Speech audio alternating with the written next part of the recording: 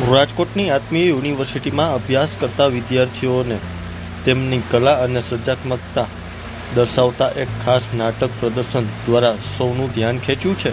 ઘરે બાહિરે નામના આ નાટકમાં ઇતિહાસ, લાગણી અને દેશભક્તિનું અનોખું સંકલન જોવા મળ્યું. ટૂંકા સમયગાળામાં તૈયાર કરેલું આ નાટક વિદ્યાર્થીઓની મહેનત અને માર્ગદર્શનનું ઉત્તમ ઉદાહરણ બની ગયું છે. તો ત્યારે જુઓ અમારો ખાસ અહેવાલ. નમસ્તે, મારું નામ ખુંડી ધારા છે અને હું આત્મીય યુનિવર્સિટીમાં અભ્યાસ કરું છું.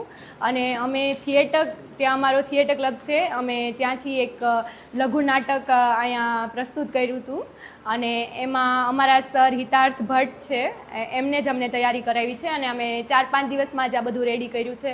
તો સરે અમારી માટે આમ ટાઈમને કાઢીને બધું રેડી થઈ ગયું છે અને એમાં બધા ટીમ મેમ્બરનો સહયોગ હતો એટલે બહુ મજા આવી. અમારા નાટકનું નામ ગોરે બાહિરે છે અને આમ તો અમે 4-5 દિવસ એના ઉપર જ એટલે ટાઈમ ઓછો હતો એટલે અમે 4-5 દિવસ રિહર્સલ ચાલુ જ રાખ્યા છે. 2-3 4-4 કલાક એમ રિહર્સલ કર્યા છે એના માટે.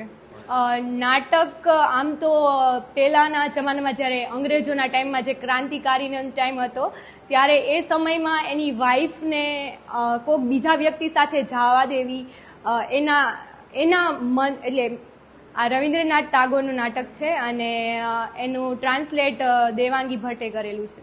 અરે આમ તો થોડુંક એક્સાઇટેડ હતું. આ નાટક મેં જ્યારે સાંભળ્યું હતું તે દીનું મારી ઈચ્છા હતી, બટ અમને મોકો નહોતો મળ્યો. તો નમસ્કાર, મારું નામ ચેતસ ઓઝા છે અને રાજકોટમાં રંગકર્મી તરીકે, અભિનેતા તરીકે હું કામ કરી રહ્યો છું.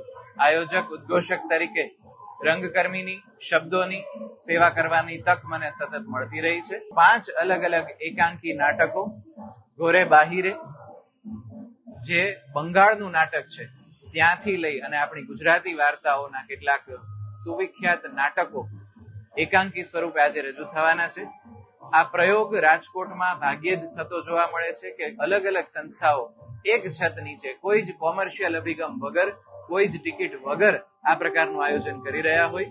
ત્યારે મને એક રંગકર્મી તરીકે, એક અભિનેતા તરીકે, એક આયોજક તરીકે ખૂબ જ આનંદ થાય છે. અમને ખૂબ જ સારો પ્રતિસાદ મળ્યો છે અને બધા જ પ્રેક્ષકો આ પ્રયોગને ફરી થાય એવા આશીર્વાદ આપી રહ્યા છે. ક્યાંક ને ક્યાંક પ્રેક્ષકોનો પ્રતિસાદ એવો હોય છે કે મુંબઈના નાટકો જોવા રાજકોટના પ્રેક્ષકો અથવા તમામ પ્રેક્ષકો ટેવાયેલા છે. રાજકોટના જ કલાકારો જ્યારે ટિકિટ શો કરે છે ત્યારે પ્રેક્ષકોને કોઈ એક નિશ્ચિત રકમની ટિકિટ લેતી વખતે થોડા પ્રશ્નો હોય છે, પણ ક્યાંક ને ક્યાંક છેલ્લા 5, 7, 10 વર્ષમાં સમય બદલાઈ રહ્યો છે. રાજકોટના પ્રેક્ષકો રાજકોટના કલાકારોને આર્થિક સહયોગ પણ આપે છે, ટિકિટ શોમાં પણ સહકાર આપે છે અને કલાકારો પણ તાલીમબદ્ધ થઈ રહ્યા છે. એટલે ક્યાંક ને ક્યાંક મને એવું લાગે છે કે આગામી 5-10 વર્ષોમાં એવો સમય પણ આવશે કે રાજકોટની રંગભૂમિના નાટકો મુંબઈમાં ભજવાતા હશે અને એટલા જ પ્રેમથી મુંબઈના કલાકારો પણ રાજકોટના કલાકારોને પોંખવા માટે ઉત્સાહિત હશે.